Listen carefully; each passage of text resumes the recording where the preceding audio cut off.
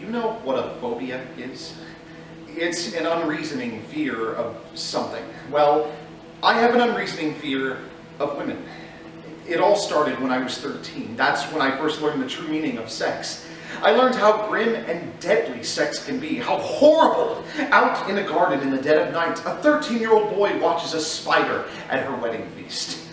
Her poor husband, obeying the great law of nature, goaded by the irresistible urge to the performance of his phylogenetic duty, climbed the silken thread to his seemingly tender spouse, and she ate him. Well, you can imagine the effect on the mind of a studious lad. I swore that such a thing would never happen to me.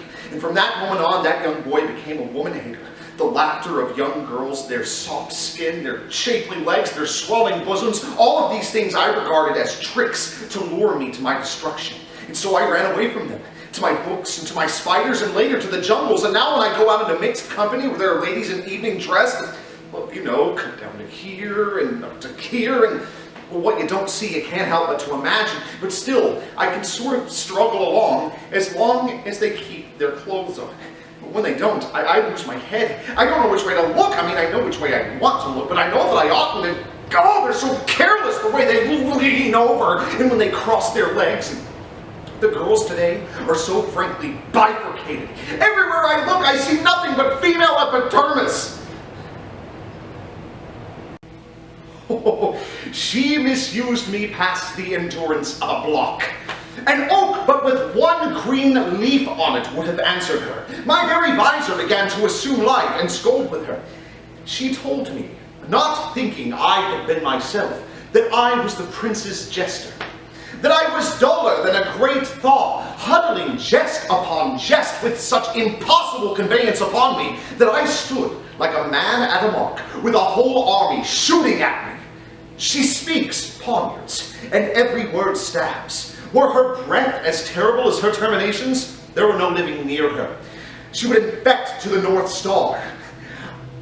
I would not marry her, though she were endowed with all that Adam had left him before he transgressed. She would have made Hercules have turned spit, ha, yea, and have cleft his club to make the fire too. Come, talk not of her. You will find her the infernal Ate in good apparel. I would to God some scholar would conjure her. For while she is here, a man may live as quietly in hell as in a sanctuary, and people sin upon purpose because they would go thither. And ogre always hides, and ogre's fate is known, and ogre always stays in the dark, and all alone.